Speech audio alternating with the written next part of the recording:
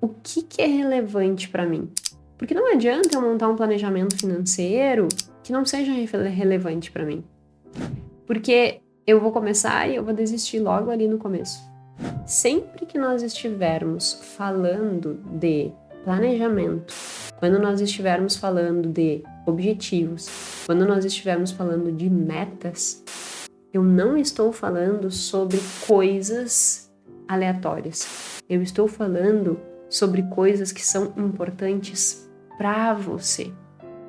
Eu estou falando sobre coisas que, se você estabeleceu como uma meta, se você estabeleceu como um objetivo, isso é relevante na tua vida.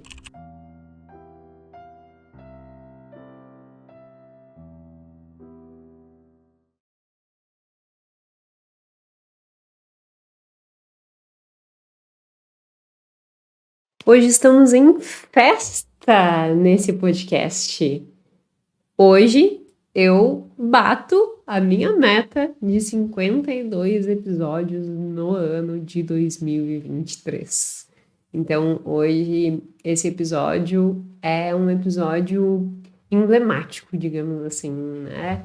Porque sempre quando a gente fala de metas, objetivos, e eu sou uma entusiasta dessas questões e já tem vários episódios aqui no podcast falando sobre isso, há sempre aquela dúvida, né?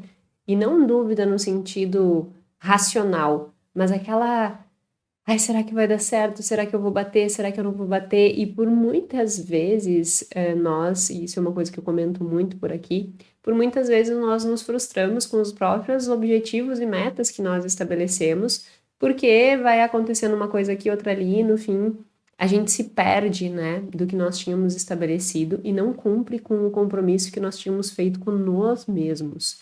Porque quando a gente estabelece uma meta, quando a gente estabelece um objetivo, isso não tem a ver, ou não deveria, e eu vou falar sobre isso hoje, não deveria ter a ver com os outros, deveria ter a ver com o que é significativo para você.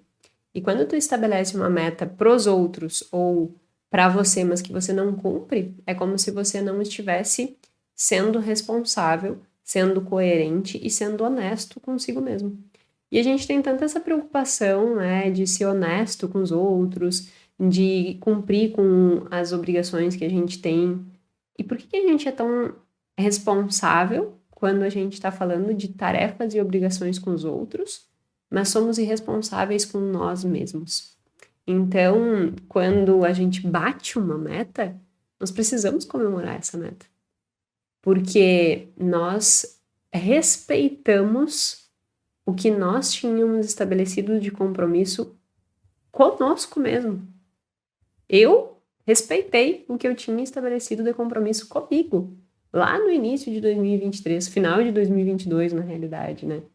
Então, e se tu fores ver lá naqueles episódios, eu conto que eu estabeleci metas erradas em outros momentos, que eu acabei me frustrando, e que neste ano de 2023 eu ia optar por criar meta de esforço e não meta de resultado. Então, qual era a minha meta de esforço? É o que dependia de mim. O que dependia de mim? 52 episódios do podcast, na maior qualidade que fosse possível, que eu estou sempre, né, buscando conteúdo e tal. E aqui estamos hoje, batendo essa meta. Então, estou muito feliz de ter batido essa meta junto contigo.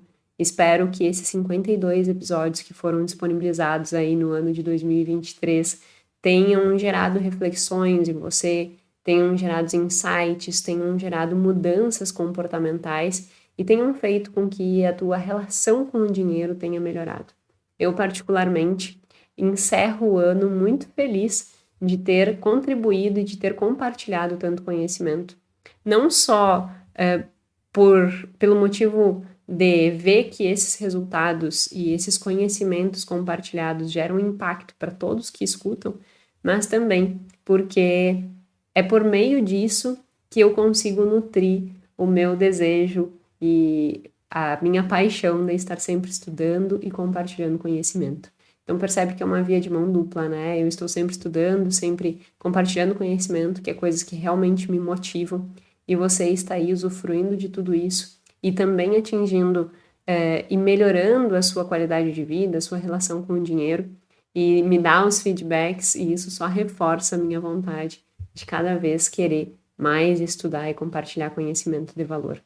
Então, meu muitíssimo obrigada se você está aí o ano inteiro, obrigada se você está aqui pela primeira vez, obrigada àqueles que chegaram no metade do ano, depois do ano.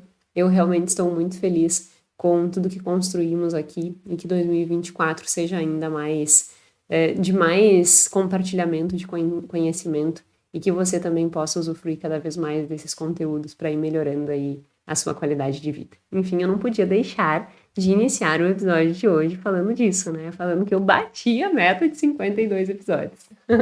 Parece que, às vezes, a gente olha para isso, né? Provavelmente tu está escutando aí pensando assim, mas são 52 episódios. Mas o que envolve isso, como eu tenho uma responsabilidade muito grande com a qualidade das coisas que eu compartilho aqui, fazer 52 episódios significa que, no mínimo, eu me envolvi para realizar esses 52 episódios 104 dias, no mínimo, tá? Porque no mínimo em média, 2 dias por semana eram direcionadas para a construção, estruturação e gravação dos episódios. Então, pega aí um ano de 260, e aí eu pego e separo 102 dias, 104 dias para a execução desse projeto. Realmente foi um projeto que me enche os olhos, como eu disse, eu gosto muito, mas há um compromisso muito grande, há um envolvimento muito grande para fazer com que isso aconteça da forma que acontece, com a qualidade que acontece.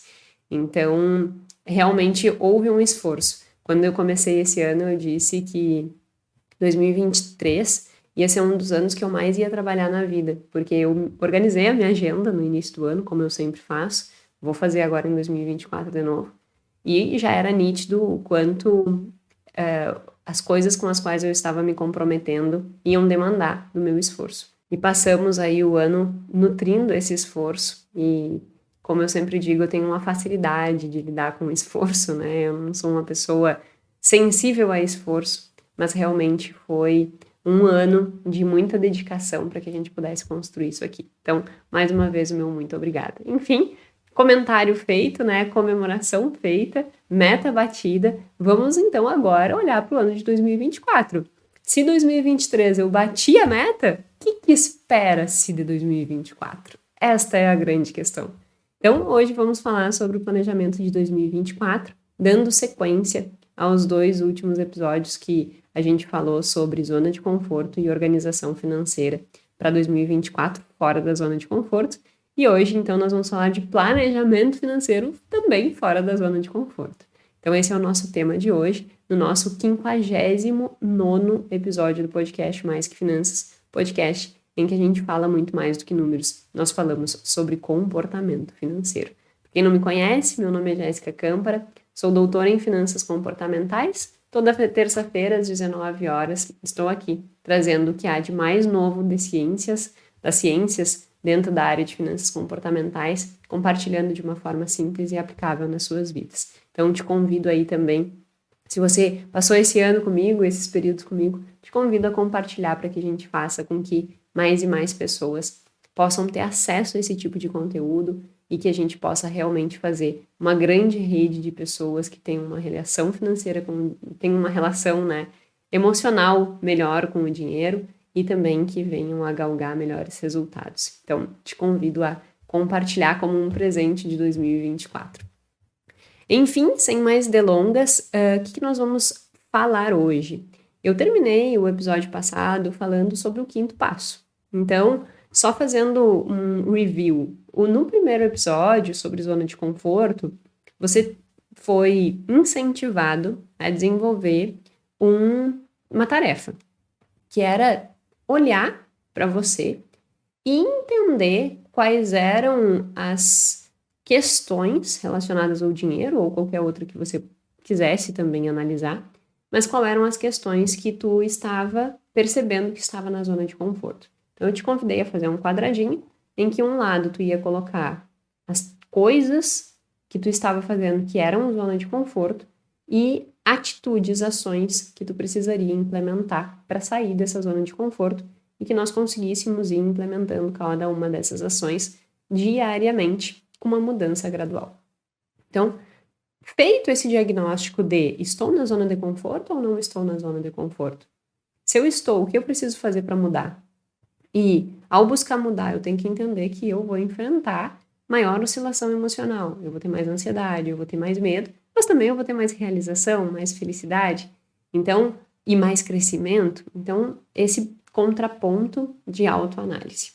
Feito isso, no episódio passado nós discutimos muito sobre a questão de uma percepção sobre a tua situação financeira atual. Então, eu apresentei, discuti, né, um artigo ao qual ele discute o conceito de autoconsciência financeira, que é justamente esse entendimento de o que eu sei sobre as minhas próprias finanças, o que eu sei sobre a minha própria condição financeira, quanto eu ganho, quanto eu gasto, o que eu tenho de dívida, como é que está meu patrimônio. Então, a importância disso, tanto para que tu tenha melhores decisões financeiras, quanto para que tu também consiga ter aí uma melhor satisfação financeira. Então, a gente discutiu tudo isso e depois foi para a prática, para a mão na massa, que são as etapas de construção da organização financeira. Então, no episódio passado, eu falei sobre 4 etapas. A primeira etapa era tu definir qual seria o tipo de construção dentro da tua casa, assim, da estrutura de organização financeira, se tu ia fazer sozinha, se tu é casado ou casada, se ia fazer um orçamento conjunto, se ia fazer um orçamento meio a meio, ou se ia fazer um orçamento proporcional à renda. Então, definir isso num primeiro momento. Num segundo momento, chamar a família toda e fazer um diagnóstico da situação atual, entendendo exatamente como que estava a condição. Em terceiro lugar, tu escolher a ferramenta que tu ia utilizar, se vai ser em planilha, se vai ser em aplicativo, se vai ser no papel ou se vai ser no caderninho do fluxo de caixa que tu vai comprar lá na livraria. Então, definir essa ferramenta. E a quarta, definir a periodicidade do uso dessa ferramenta, né? Se vai ser semanal, se vai ser mensal, como é que vai ser, e convidar a família toda para fazer isso. Então, essas são as etapas que nós discutimos no episódio passado.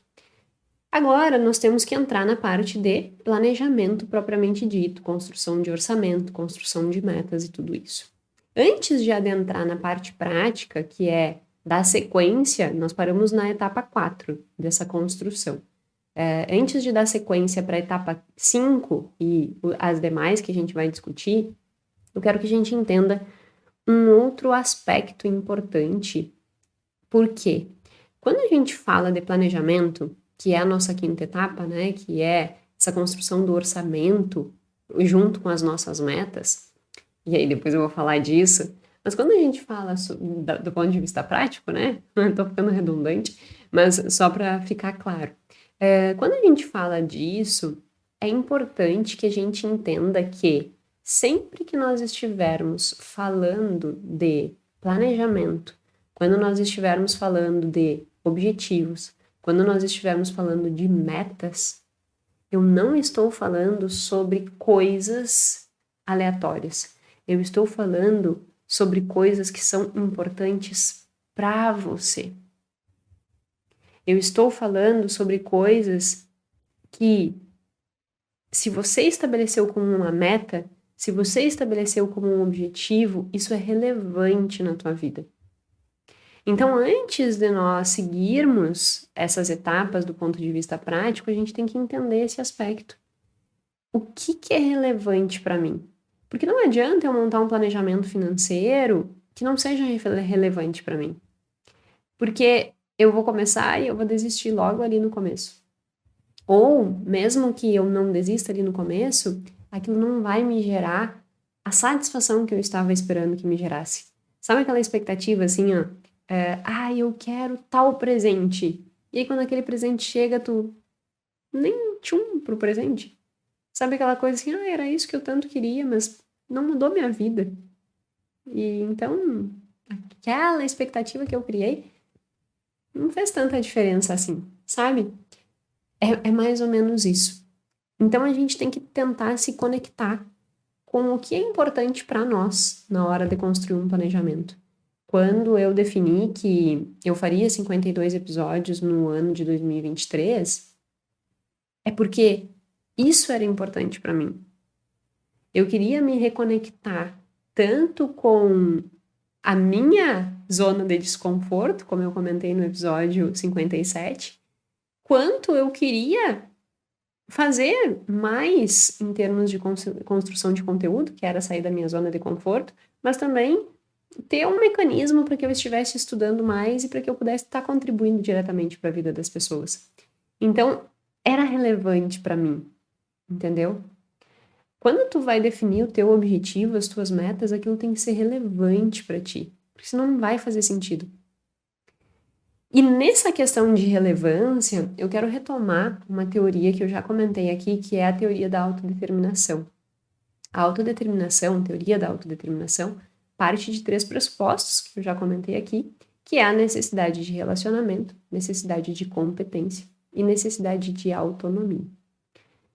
Quando a gente fala de autonomia, é interessante nós pensarmos como se fosse uma régua.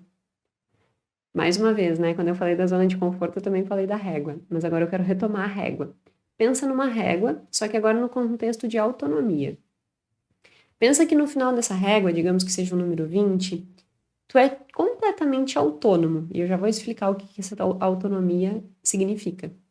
E no final dessa régua, no zero, ou seja, no início da régua, tu tá desmotivado. Então tu não faz nada. Porque lembra, eu já fiz aqui um episódio que se chama Dopamina Financeira. E nesse episódio eu expliquei sobre como que a dopamina ela age no nosso cérebro. E uma das principais questões relacionadas à dopamina e o nosso cérebro é que, se nós não estivermos motivados, nós simplesmente não agimos. Porque motivação nada mais é do que motivo para ação. Se não há dopamina na direção de um objetivo, se não há dopamina que nos motive a nos movimentar, eu estou desmotivado. Se eu estou desmotivado, eu não faço o que precisa ser feito. Então, o ponto zero dessa régua é essa desmotivação. O ponto 20 dessa régua é a autonomia. O que representa essa autonomia? Essa autonomia representa que tu faz as coisas porque as coisas são valorosas para você. Eu expliquei aqui num outro episódio sobre a minha relação com comida, por exemplo. Que para mim é valoroso comer direito porque não comer direito é aversivo. Então eu não como bem porque eu sou forçada a comer bem. Mas eu como bem porque me faz bem comer bem, entendeu? Então a autonomia ela tá relacionada com isso, é tu fazer aquilo não porque tu tá sendo forçado a fazer, mas porque aquilo te faz bem, aquilo te gera prazer, aquilo te gera satisfação, aquilo te gera percepção de autoeficácia, aquilo te gera uma sensação positiva. E tu faz porque aquilo ali é relevante para ti, é importante para ti. Tu gosta de fazer aquilo. Quando tu tá no ponto zero, que é da desmotivação, tu simplesmente não faz. Quando nós vamos avançando para isso aqui, a gente pode determinar alguns pontos. Tem vários, eu não vou entrar em todos, mas a gente pode determinar alguns pontos. Tem um ponto que ele está relacionado com fatores externos. Então, tu não faz porque tu gosta, mas tu faz porque tu tem que fazer. Sabe? Tipo assim, eu tenho que fazer isso aqui. Então eu vou lá e faço. Não tem prazer envolvido, e os sentimentos envolvidos é culpa, é ansiedade, é raiva, por vezes, é baixa eficiência. Porque tu não tá fazendo aquilo de forma leve, tu tá fazendo aquilo ali porque tu tem que fazer. Sabe assim, por exemplo, estou com um problema financeiro, que saco, eu tenho que fazer. O fluxo de caixa que a Jéssica falou no episódio anterior. Eu nem usei o termo fluxo de caixa, né? Mas quando a gente vai controlar aquelas entradas e saídas, aquilo é um fluxo de caixa. Então, quando tu tem esse sentimento, eu tenho que, aquilo fica extremamente pesado. Ou se nós avançarmos um pouquinho e sair do tenho que para um contexto também um pouquinho mais leve, mas que ainda é pesado, tipo, eu vou fazer porque se eu não fizer, eu vou ter vergonha de não fazer por causa dos outros. Por causa de fatores externos que me impulsionam. Digamos assim, eu vou pagar essa conta em dia porque se eu não pagar, o meu marido vai me xingar. Tu não tá pagando porque tu quer pagar, porque te dá prazer pagar e ter as coisas organizadas. Tu tá pagando porque tu tem um fator externo que te gera aquele ímpeto de ir lá pagar. Percebe que tu tem uma motivação atrelada? Só que essa motivação não é interna, é externa. Então, é como se nessa régua houvesse esse do sair do desmotivado, que tu não faz nada, pro ponto 20, que é tu ter autonomia de fazer aquilo porque tu quer fazer aquilo, não no sentido do tenho que, mas no sentido de é prazeroso eu fazer e eu faço de livre e espontânea vontade. E esse eu faço de livre e espontânea vontade vai estar à vista, assim, né? Vai acontecer quando aquilo for valoroso para você.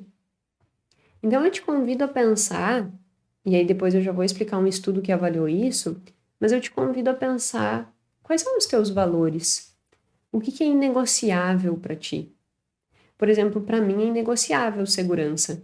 Não que esteja em primeiro lugar, porque em primeiro lugar eu coloco algumas outras coisas como saúde mental, como tempo de qualidade com a minha família.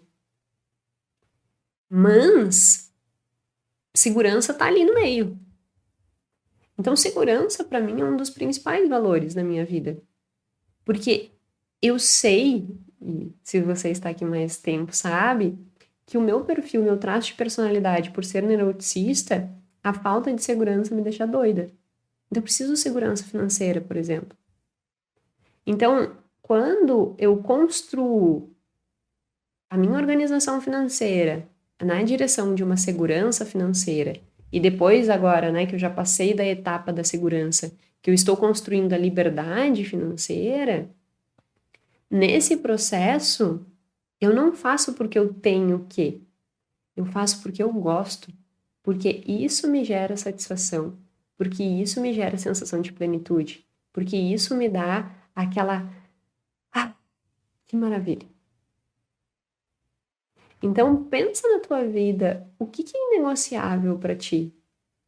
Porque, por exemplo, assim, tu pode pensar, para mim é inegociável viagem e para mim é inegociável segurança. O que vem antes? Viagem ou segurança?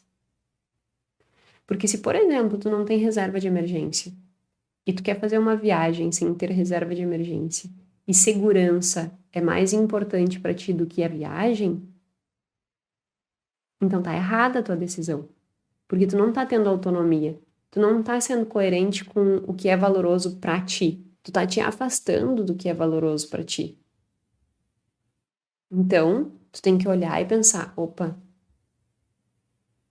eu fui incoerente comigo mesmo. Eu fiz a viagem e eu desconsiderei o fato de que ser negligente com a minha segurança me geraria um transtorno emocional muito grande. Eu falhei aqui. Então, lista quais são os teus valores e quais são os comportamentos valorosos que fortalecem esses teus valores.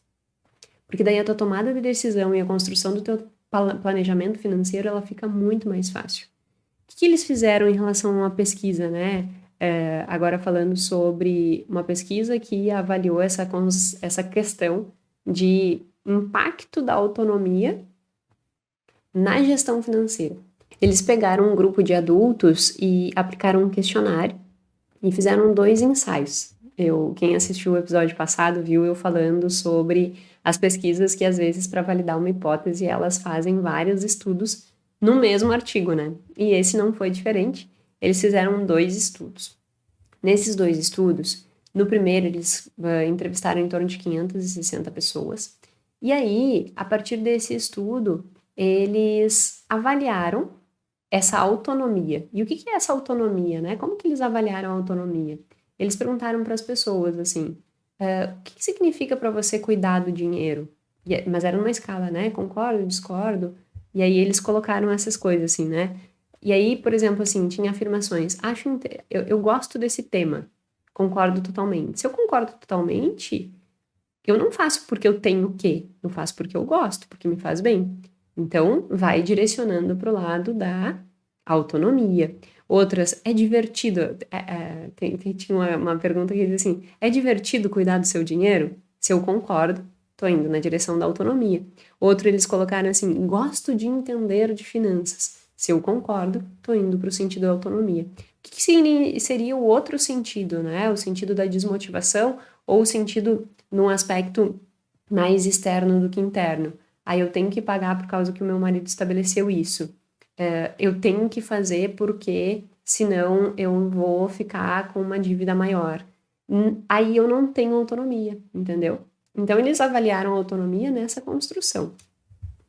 A partir dessa coleta, eles avaliaram outros aspectos. Eles avaliaram conhecimento financeiro, eles avaliaram poupança e investimento, eles avaliaram percepção de autoeficácia e eles avaliaram bem-estar financeiro. Qual foi a constatação que eles tiveram? Que aquelas pessoas que apresentam mais autonomia na relação com o dinheiro, o que é, mais uma vez, autonomia, relação com o dinheiro? Eu faço essa gestão financeira porque aquilo é importante para mim, porque eu gosto de fazer, porque eu vejo relevância naquilo ali. Se eu não fizer, eu fico ruim. Tem um monte de pessoa até que no episódio 57 colocaram, né? Um monte não, mas acho que umas 2 pessoas colocaram nesse tom, assim. Nossa, a minha zona de conforto é fazer gestão financeira. E aí eu disse, ótimo, significa que tu tem autonomia financeira. E essa motivação autônoma é protetiva. Por quê? Nesse estudo, o que eles mostraram? Que quem está nessa ponta da régua, quem tem essa autonomia em relação às finanças, ela vai ter mais conhecimento financeiro, ela vai ter mais poupança e investimento, ela vai ter maior percepção de autoeficácia, que é essa coisa de, olha, eu dou conta de fazer um negócio, e ela vai ter maior bem-estar financeiro. Se tu escutou o episódio passado, e eu convido, inclusive, né, a ver o 57, 58, 59 na sequência, que eu acho que fica melhor. Se tu olhou o episódio passado, eu falei sobre essa questão, né, sobre essa construção de quando eu estou na minha zona de conforto e eu não cuido do meu dinheiro, na realidade eu estou me afastando do meu sonho. E ao me afastar do meu sonho, eu estou sendo incoerente comigo. Então, na realidade, sair da zona de conforto é protetivo para os teus sonhos, né? E aqui ele mostra mais uma vez isso. E aí, quando eu falo em sonhos, eu também falo dessa questão do bem-estar. Porque se eu tenho essa relação mais leve com o dinheiro, essa relação de eu faço porque eu gosto, isso faz com que eu consiga ter essa aproximação de uma gestão financeira mais eficiente e, consequentemente, eu consiga alcançar melhor bem-estar financeiro. Então, é muito positivo conseguir fazer isso, ter esta autonomia. E no segundo estudo que eles avaliaram, eles fizeram o mesmo tipo de construção, né? Autonomia versus gestão. E mais uma vez eles comprovaram, avaliaram ali gasto, poupança, empréstimo, planejamento. E mais uma vez eles comprovaram que as pessoas que têm essa autonomia financeira, elas têm mais bem-estar e mais satisfação. Então, é incontestável isso, incontestável isso. Aí tu pode perguntar, tá, mas como que eu vou construir essa autonomia financeira? Se hoje eu só cuido do meu dinheiro, não tenho o quê? Não tenho o quê? Não tenho o quê? Me dá raiva, me dá ansiedade, me dá culpa, me dá tudo que tu possa imaginar. Como que eu levo isso dessa, né? Vou te afastando do 0 e aproximando do 20. Por isso que eu te convidei a fazer essa hierarquia de valores. Porque aproximar-se da autonomia tem a ver com aproximar-se do que é importante para ti. E tu só vai conseguir fazer isso se tu souberes o que é importante para ti. E isso pode parecer bem, tipo, como assim? O que é importante para mim? Mas muitas pessoas não sabem o que é importante para si. Tem uma técnica dentro do TCC que eu uso muito nas minhas consultorias, que é pedir para a pessoa se conectar com o que ela gosta de fazer, com o que preenche ela de uma felicidade sem motivo, sabe? Aquela coisa assim, nossa, isso me realiza e eu não sei por quê. E aí eu faço um exercício que é assim, eu peço para escolher uma cor de post-it que tu goste e tu escreve tudo que faz tu te sentir bem. E numa cor de post-it, tudo que tu faz que tu não te sente bem. Então, por exemplo, assim, no meu caso, eu vou colocar lá nos meus post-its que eu amo acordar de manhã e ler. Nos meus post-its positivos. Nos meus post-its negativos, eu vou colocar que eu tenho que limpar a casa. O que eu tenho que construir do meu planejamento? Que eu tenho que ter mais tempo de leitura e menos tempo de limpeza de casa. Aí eu começo a olhar e dizer assim, tá, mas como é que eu consigo ter menos tempo de limpeza de casa? Produzindo dinheiro a ponto de que eu possa ter uma pessoa. Foi essa construção que eu fiz. Eu e o Guilherme, a gente não briga nunca, né? Mas quando nós viemos pra cá, pra Florianópolis, eu já contei essa história várias vezes, a gente começou do absoluto do zero, assim. E R$ 20 fazia diferença pra nós. A gente comia goiabada, já contei aqui. Tem umas pessoas que até comentam, assim, umas pessoas que já estão aqui há muito tempo, que já sabem dessas histórias, e diz que não pode olhar goiabada no mercado que lembra de mim. Mas eu sempre fui muito doceira. Então, como não tinha disponibilidade de recurso financeiro naquela época, a gente comprava goiabada que durava o mês inteiro e eu comia doce o mês inteiro. Não ficava sem o meu doce. Achava uma alternativa. Só que naquela época eu não podia pagar uma faxineira. E isso era uma coisa que no meu post-it me incomodava. Então, assim, eu vou construindo a minha vida na direção daquilo que é importante e relevante para mim. E tentando minimizar o que me incomoda. Eu tô dando esse exemplo e eu não quero parecer assim, então a gente vai fazer só o que gosta. Não. No meu trabalho hoje em dia existem coisas que eu faço que eu não gosto. Mas, no macro, tu tem que estar mais fazendo coisas que te deem prazer, porque daí tu tem autonomia de fazer, não é forçado a fazer, do que fazer por forçado. E aquilo que tu tiver que fazer por forçado, tem que ter um motivo claro. Porque aquilo é parte do processo. Do fim, que é uma coisa que tu quer. Por exemplo, eu não gosto de ficar, por vezes, analisando o fluxo de caixa. Não é uma coisa que eu gosto de fazer, sabe? Olhar quanto entrou, quanto saiu e tal. Eu gosto de fazer do meu, isso é verdade. Eu gosto de fazer da Plano A. Mas nos processos de mentoria, não é uma coisa que eu acho, meu Deus, é a etapa do processo que eu mais adoro. Não é, sabe? Não é a etapa do processo. Mas eu adoro o método pai que eu criei e o resultado que ele gera. E isso faz parte do processo. Então eu vou fazer. Porque eu tenho uma motivação, eu tenho um motivo pelo qual aquilo ali tem que estar ali e é importante. E aí eu faço. Então não é que a gente não vá fazer coisas que por vezes a gente não gosta, mas elas não podem ser o cerne da nossa vida, entendeu? Então o que eu fiz ao longo da minha vida? Sabendo que eu odiava limpar a casa, não gosto de limpar a casa, eu disse assim, eu sou muito boa em várias coisas, agora, como dona de casa, eu não sou boa. Eu fui construindo a minha vida para que eu pudesse ter uma pessoa limpando a minha casa e fazendo minha comida. Então hoje eu tenho uma pessoa que vem aqui em casa, limpa a casa, faz as minhas marmitas, deixa tudo prontinho, maravilhoso. Como eu sou feliz. Então entende que a gente vai construindo isso. Mas isso acontece porque eu sei o que é valoroso para mim. Então vai me dando autonomia para tomar essas decisões. E aí vai fazendo com que eu saia daqui e venha para a autonomia. Esse é o processo. Só que se tu não souberes o que é importante para ti, se tu não tiveres, faz esse exercício do post-it. Vai te dar uma clareza. E um ponto importante, né? Nesse exercício do post-it, não faz de forma cognitiva, assim, no sentido assim, eu gosto disso, eu não gosto disso. Não, tu tem que sentir, sabe? Aquela coisa assim, nossa, que sentimento bom que eu tenho de ler de manhã. Me deixa realizada quando eu acordo cedinho, acordo às 5h15 por aí, vou pra sacada, leio meu livro. Sabe é isso. Não vai encher a lista aí sem ter importância e relevância. Porque fazendo isso, tu vai conseguir melhorar a tua construção do teu planejamento. Porque daí tu vai fazer teu planejamento coerente com aquilo que é importante para ti. No meu planejamento, eu tinha que ter uma estrutura financeira que me propiciasse ter uma faxineira. Porque eu me irritava muito tendo que limpar. É só um exemplo que eu tô dando, óbvio, e é uma coisa ridícula, né? Mas é um exemplo para tornar isso palpável, assim, para tornar esse entendimento palpável.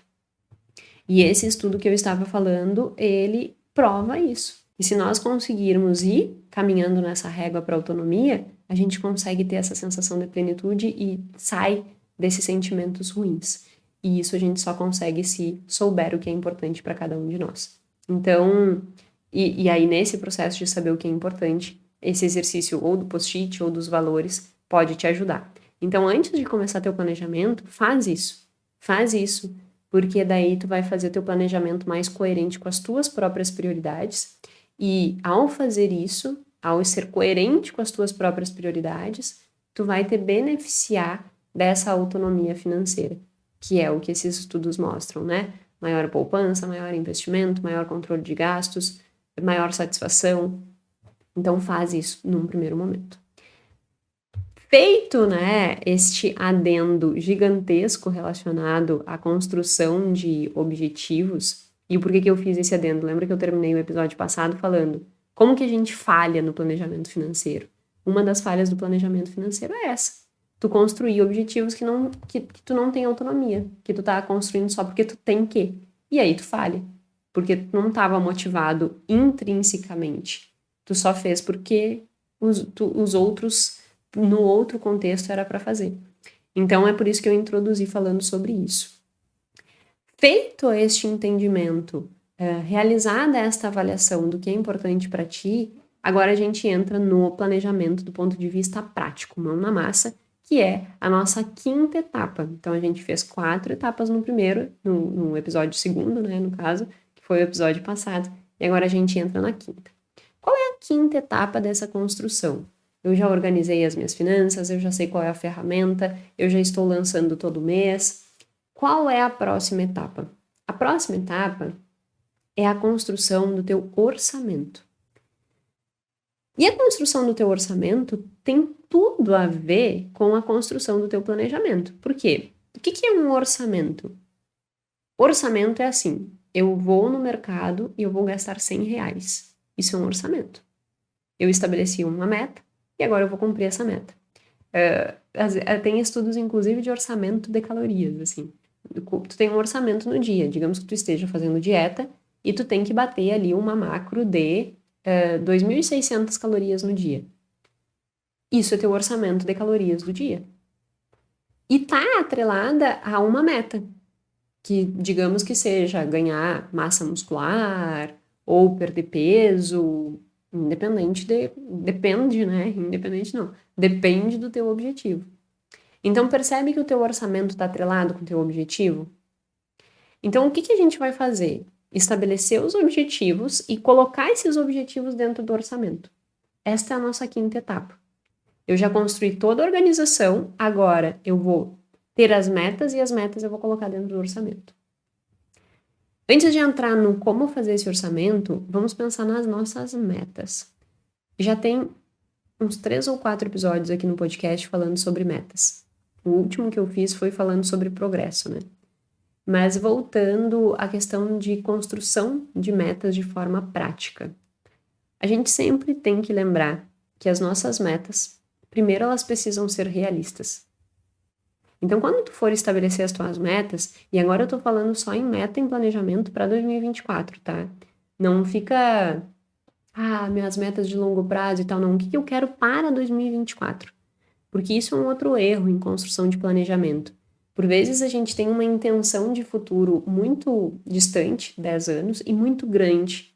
E a gente não percebe o que eu tenho que fazer nesse degrau aqui.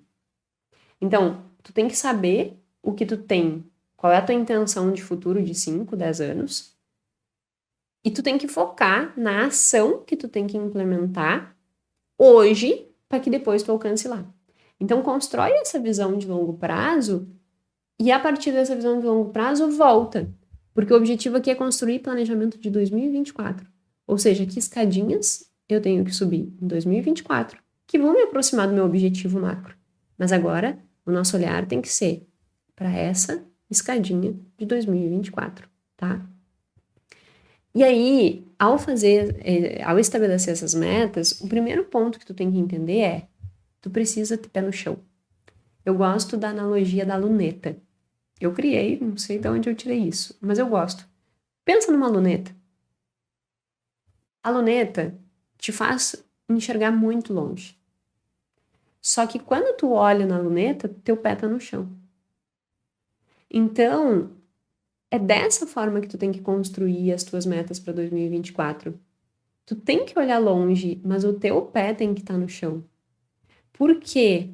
Quem olhou mais uma vez o episódio de dopamina financeira, viu eu falar que quando nós criamos uma expectativa, que é a nossa predição de recompensa, quando a gente cria uma expectativa futura de uma recompensa e ela não vem, a nossa dopamina vai abaixo de nível basal. E isso se chama frustração. Então, biologicamente, o nosso cérebro sinaliza a frustração. E se o nosso cérebro sinaliza a frustração, significa que isso tem um impacto no nosso comportamento.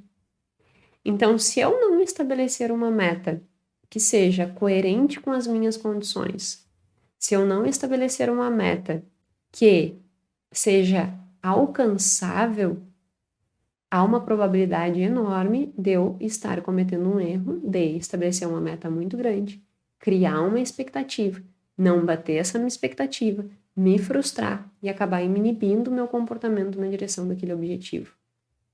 Então, olha para isso e entenda que não é, tá me podando, tá querendo que eu diminua os meus sonhos. Não. Eu tô querendo que tu tenha os teus sonhos coerentes com a tua realidade hoje. E isso não quer dizer que tu não vai ter uma intenção de futuro maior. Só que tu tem que entender que o teu foco tem que estar no hoje, na ação que tu tem que implementar no próximo degrau. Se tu tá no degrau 1, tu tem que olhar o que tu tem que fazer para chegar no degrau 2 e não para chegar no degrau para estar lá no degrau 10. A tua ação tem que estar aqui. Então, isso faz muita diferença, porque senão tu vai te frustrar. E eu já contei aqui, né? Eu me frustrei. Quando a gente começou, eu coloquei, eu quero ter uma casa em tanto tempo, quero isso, quero aquilo. Me frustrei. Ter uma casa, não ter uma casa, né? Não tenho um sonho de ter uma casa, mas eu tenho um sonho de morar numa casa, porque eu quero ter grama. Sabe? Sentar na grama, tomar um chimarrão na grama. Eu acho, porque me criei pra fora, assim, fazenda, em campo, né? Então, isso é importante pra mim, isso é valoroso pra mim, estar perto da natureza, embora que eu esteja muito perto da natureza. Mas eu tenho esse sonho de ter uma casa com árvore, com grama. Tem que ter grama. Meu sonho é ter grama. Tá doida. Isso é uma intenção de futuro. Só que se eu decidir que eu quero essa casa para fevereiro de 2024, eu vou me frustrar. Então, percebe? Eu não tô abrindo mão da minha grama. Eu estou só sendo coerente com a minha realidade hoje. Na minha realidade hoje, seria imprudente eu ir morar numa casa. Então, eu opto por manter na minha condição que eu estou hoje. Incoerente dentro das minhas proporções, entendeu? Então é isso. Tu tem que ter essa coerência e construir metas que estejam dentro das tuas condições. Além disso, tu tem que sempre colocar um prazo, né, para que essa meta seja realizada. Porque senão tu vai deixar a ver navio. Outra coisa, tu tem que saber se essa meta tem um aspecto financeiro, quanto custa essa meta, e além de quanto custa, tu também tem que avaliar, e aí a gente já vai entrar dentro do orçamento, se ela é coerente com as tuas condições, no sentido financeiro, né? Então, esse desenho das metas, ela é importante. O prazo, quanto de dinheiro vai me demandar, ser pé no chão e ser relevante para ti, né? Que é o que eu introduzi falando no episódio até aqui. Tem que ser relevante para ti, senão tu vai estar na cadeia da desmotivação e não da autonomia. Feito isso, pega um papel inicialmente e lista tuas metas de 2024. E sem ser doido pensando que tu vai conseguir as coisas aleatórias, né? Seja coerente com a tua realidade. Depois de tu listar, tu vem para uma planilha e aí a gente vai começar a desenhar teu orçamento. Então tu fez as metas e agora a gente vai colocar as tuas metas dentro do orçamento, até para avaliar se elas são coerentes ou não. Digamos que tu tenha, eu sempre falo de uma meta assim, porque ela é meio que geral, né? Todo mundo quer, em algum momento na vida, bater 1 milhão de investimentos e ter renda passiva desse 1 milhão. E aí, quando a gente se dá conta que 1 milhão não é tanto dinheiro assim, aí enfim, não vou entrar nessa questão hoje, mas eu posso fazer um episódio sobre isso, sobre o valor do dinheiro e, às vezes, a nossa percepção distorcida em relação ao valor do dinheiro. Mas existe, né, essa questão de ter e bater R$1 milhão. Quando a gente pensa em, tá, eu vou construir, eu vou ter um patrimônio de R$1 milhão, eu tenho que olhar e dizer assim, em quanto tempo? 30 anos. Quanto que eu tenho que guardar por mês para bater esses 30? Esse 1 milhão? 2 mil, mais ou menos. Que eu já fiz o cálculo. Então, depende muito da taxa de juros, né? Nesse momento, se tu guardares 2 mil por mês, em 30 anos tu bate 1 milhão. E aí, a partir disso, tu vai incorporar esse valor no teu orçamento. Porque o que é orçamento, mais uma vez, que eu já iniciei falando? Orçamento é tu estabelecer o que vai acontecer. Então, tu vai colocar lá no teu fluxo de caixa, projetar para frente. Essa projeção para frente é teu orçamento. Quanto tu vai gastar em aluguel, quanto tu vai gastar em água, quanto tu vai gastar em luz, quanto tá o teu cartão de crédito futuro, já lança tudo. E aí tu vai lançar teus objetivos. Eu dei esse objetivo do longo prazo, né? Por quê? Eu olhei para o longo prazo e coloquei os 2 mil no meu orçamento do ano. Tu vai colocar, por exemplo, que tu quer fazer uma viagem em agosto. E aí tu quer fazer essa viagem e ela custa R$10 mil. Tu vai dividir do período de janeiro a agosto, quanto que 10 mil vai dar por mês, e tu vai colocar ali na tua planilha. Outras coisas que tu tem que colocar nessa tua projeção orçamentária: IPVA, IPTU, aniversário, porque por vezes as pessoas têm uma ilusão de achar que, esse mês aconteceu uma despesa típica e é por isso que eu falhei no meu orçamento e na minha meta, sabe? Fica aquela ilusão assim do não, é porque esse mês foi uma coisa típica. Nós temos que entender que todo mês existe uma coisa típica.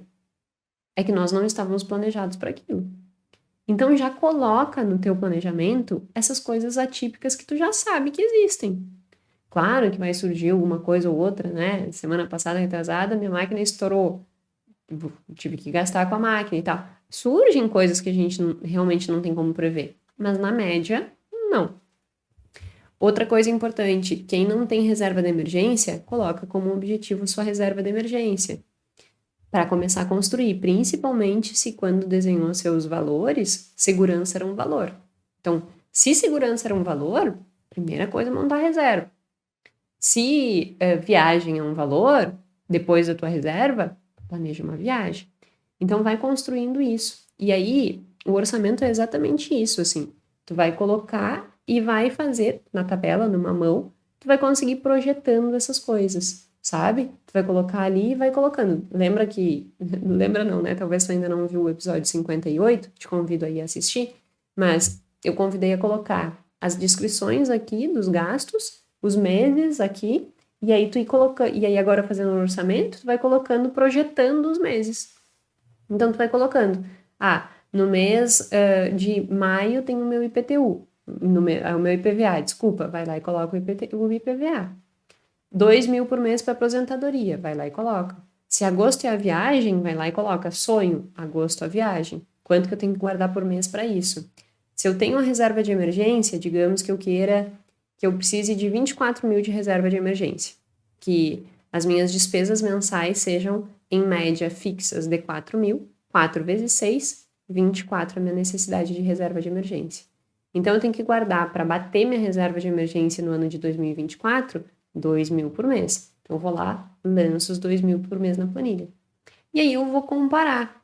Vou comparar a minha receita com as projeções de todas as minhas saídas e vou começar a analisar. Isso é se antecipar. Quando eu falei no episódio passado de que tu não pode ficar só olhando no retrovisor, é exatamente esse movimento. É tu olhar para o futuro e pensar, o que eu posso me antecipar nessas condições? Então, para realizar todos esses meus objetivos, eu preciso ganhar mais. Ou eu preciso adequar os meus objetivos à minha realidade. Aí vai dependendo do que tu queres para a tua vida. Mas sem fazer isso, tu sempre vai estar com essa sensação de, putz, não deu de novo. Mas não deu ou porque tu planejou errado, ou porque tu não te esforçou para ganhar mais, que era o que tu teria que ter feito. Então isso muda muito o jogo, sabe? Porque tu te antecipa àquela realidade. Tu não fica esperando a coisa acontecer, tu te antecipa. E aí, ao te antecipar, tu direciona teu comportamento. Então, estabeleceu as metas, vai para a planilha e faz essa projeção. Isso vai mudar completamente o teu planejamento para 2024. Por quê? Porque tu vai parar de olhar para o retrovisor e a partir de agora tu vai te antecipar aos acontecimentos que podem existir. E essa antecipação vai fazer com que tu consiga mudar teu comportamento antes. E aí teu risco de frustração é menor. Então, isso é uma coisa muito importante. Aí tu pode estar pensando assim, tá, mas é muito importante eu fazer orçamento mesmo? Será que construir essa projeção do ano todo é relevante? Ou eu posso só estabelecer as minhas metas e deixar por isso mesmo? Não, tu precisa fazer essa projeção orçamentária para o ano. Teve uma pesquisa muito interessante que avaliou, e de um pesquisador renomado na área de finanças comportamentais, assim, eles avaliaram o impacto do orçamento na vida das pessoas, tanto do ponto de vista de melhora na tomada de decisão financeira, quanto do ponto de vista de saúde. E é muito legal. No artigo mesmo ele coloca, olha que é difícil ver um estudo que consiga fazer essa análise, né? De entender o impacto de um orçamento, realização de um orçamento, no impacto disso na saúde financeira e na saúde da pessoa. E eles conseguiram. Avaliando essas questões de saúde financeira, comportamento financeiro, estava muito relacionado à tomada de decisão de poupança, investimento, redução do imediatismo em compras, cartão de crédito. Então, isso era melhorar a gestão financeira, ter reserva de emergência.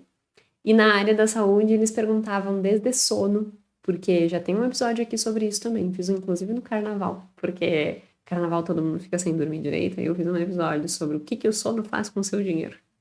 E a falta de sono faz com que a gente tenha uma predileção a piorar nossas decisões financeiras, né? A gente não consegue ter um raciocínio, porque o sono é um dos pilares na nossa vida, tanto de saúde mental quanto de tomada de decisão. Então, eles avaliam isso. Eles avaliam sono, eles avaliam alimentação, eles avaliam exercício físico. E olha que interessante, todas aquelas pessoas que tinham, né, e que com frequência realizavam um orçamento, faziam essa projeção e acompanhavam essa projeção, todas essas pessoas melhoravam, eram melhores nos itens de situação financeira e gestão financeira, que está relacionada a essa questão de poupança, investimento e tudo isso, e também em relação à saúde. Dormiam melhor, comiam melhor, faziam mais exercício físico. Então, mais uma vez reforçando, né? Isso não tem a ver só com números e com realização de coisas pontuais, segurança financeira, não, mas tem a ver com a tua saúde também. Tu vai dormir melhor, tu vai comer melhor, tu vai se fazer exercício físico, porque tu libera a capacidade cognitiva. Eu já falei várias vezes aqui sobre o tunelamento que acontece quando a gente tem problema financeiro, que a gente consegue, que a gente só pensa naquilo. E isso acaba afetando em todas as outras áreas da nossa vida. Quando eu consigo organizar isso, eu tenho todos esses benefícios. Então, esse estudo é muito interessante porque ele consegue provar que fazer orçamento beneficia tanto do ponto financeiro, do ponto de vista financeiro, mas mais do que isso, beneficia a nossa saúde. E aí é mais um motivo que tu tem que olhar e dizer assim, ok, eu vou fazer isso aqui esse ano. Então, essa é a nossa quinta etapa, é estabelecer as metas e colocar essas metas dentro de um orçamento, projetando o futuro. Feito isso, a nossa sexta etapa é fazer a inspeção, né? É acompanhar a realização disso. Porque eu estabeleci a meta, fiz o orçamento, que é como se fosse meu plano de ação para bater a meta, e agora eu tenho que acompanhar. Como que vai ser esse acompanhamento? Esse acompanhamento, então, é a tua sexta tarefa, que tu vai fazer isso todos os meses. Tu vai ver quanto que tu tinha previsto e quanto que aconteceu. Então, Como eu falei, né, lá no episódio 58, que é o outro episódio sobre organização, e eu falei das 4 etapas, lembra que lá eu falei que tu, uma vez por semana ou uma vez por mês, tu vai ter que sentar para registrar as tuas movimentações? Então, tu vai pegar esses registros e vai comparar com o que tu havia orçado. E aí, tu vai fazer uma análise. Tô caminhando na direção do meu objetivo? Exemplo, tinha que guardar 2.000 por mês para reserva de emergência. Bati ou não bati? Se não bati, qual é a adequação que eu tenho que fazer na direção da meta? Tem um episódio aqui que é sobre avaliação de progresso. E eu explico melhor, mais a fundo sobre isso. E aí, se tu quiseres ir lá depois, fique à vontade. Se não assistiu ainda, né? Porque daí vai dar essa clareza. Porque é exatamente esse ponto. É ir acompanhando para ir ajustando o teu comportamento para que teu comportamento te leve ao teu objetivo. Então, o que eu fiz de errado que eu não consegui bater os 2.000 que eu tinha previsto? Então, eu preciso adequar. Ou será que eu fiz uma meta que não estava coerente? E aí, tu vai tendo o que a gente chama de flexibilidade cognitiva dentro desse processo. Porque isso é muito importante. Tu não pode ter um orçamento engessado. O orçamento, ele direciona teu comportamento. Mas ele não é uma caixa dura, entendeu? Não pode ser. Tem que haver essa flexibilidade. Porque nós incorremos num viés que se chama viés da reversão da preferência. A gente inicialmente acha que prefere fazer uma viagem em agosto, mas daqui a pouco eu fui mordida pelo mosquitinho do investimento, comecei a investir, bati minha reserva de emergência antes, comecei a construir meu patrimônio de aposentadoria e agora eu já não quero mais fazer a minha viagem, porque agora eu quero colocar mais no investimento, porque isso se tornou mais valoroso para mim. Eu tô só dando um exemplo, tá? Mas para mostrar que existe essa reversão da preferência. E embora muitas vezes eu comecei a falar, né, que a gente seria incoerente com a gente se a gente não batesse a meta, nós também temos que ter flexibilidade suficiente para entender que por vezes nossas vontades, nossos desejos, nossos objetivos, nossas metas, nossas necessidades mudam. E aí a gente tem que readequar esse orçamento. Então essa inspeção, ela é muito importante para que a gente vá adequando o nosso comportamento na direção daquilo que a gente quer, para que a gente consiga efetivamente realizar. Então, essa é a última etapa, que é esse acompanhamento. Resumindo todo esse caminho que eu dei e que tu vai implementar. E esse caminho não tem fim, tá?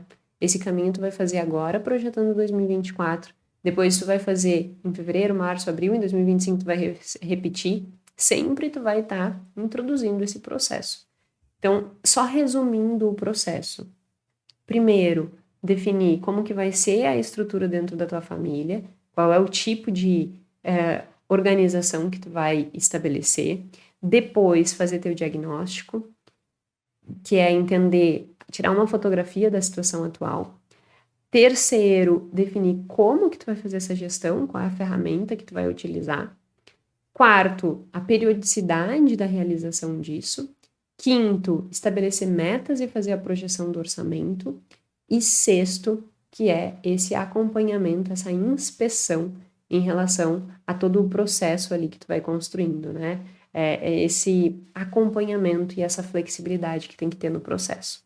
Então, feito isso, sem dúvida nenhuma, tu vai construir um 2024 diferente do teu 2023 e tu vai fugir um pouco das frustrações. Nunca esquecendo do que é valoroso para você, nunca esquecendo de construir essa autonomia, nunca esquecendo da importância de sair da tua zona de conforto e de construir essa autoconsciência financeira, que são as outras coisas que eu discuti dentro desses pilares desses 3 episódios. Espero de coração que esse conteúdo desses 3 episódios tenham te trazido clareza do que fazer em 2024. Se você ficar com qualquer dúvida, coloca aí nos comentários, vamos bater um papo, vamos construir realmente um 2024 diferente. Eu vou também agora, a partir desse processo, hoje ainda é meio de dezembro, estou antecipando a gravação, mas agora nas próximas semanas eu também estarei fazendo o meu planejamento e compartilho da mesma forma que eu compartilhei o ano passado.